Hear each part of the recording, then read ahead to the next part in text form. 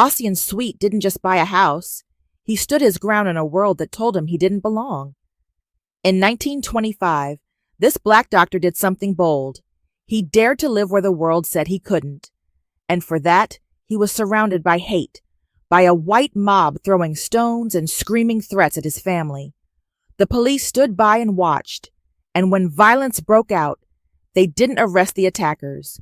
They arrested the black men who defended their own home.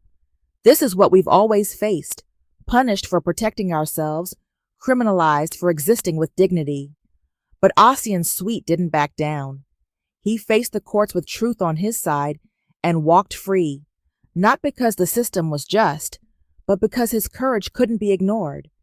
His story isn't just history, it's a lesson, a reminder that every inch of progress we've made was fought for, not given. Say his name, because they won't teach it in schools. Ossian Sweet. Let that name stand as a warning to oppression and a call to all of us to keep defending what's ours.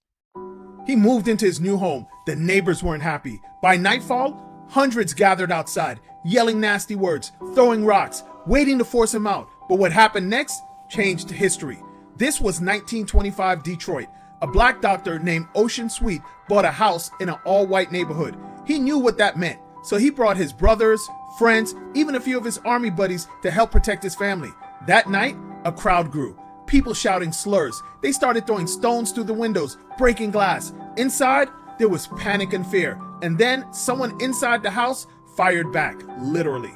The chaos turned tragic. Someone in the crowd went down, if you know what I mean. Suddenly, Ossian and everyone inside were arrested, charged for defending their home. The police, they were there. They saw it all, but they did nothing to stop the mob. Instead, they blamed the black family inside.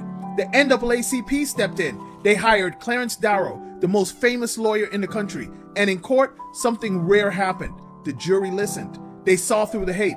Now, the first trial ended in a hung jury. And in the second trial, Ossian Sweet walked free. That home still stands today.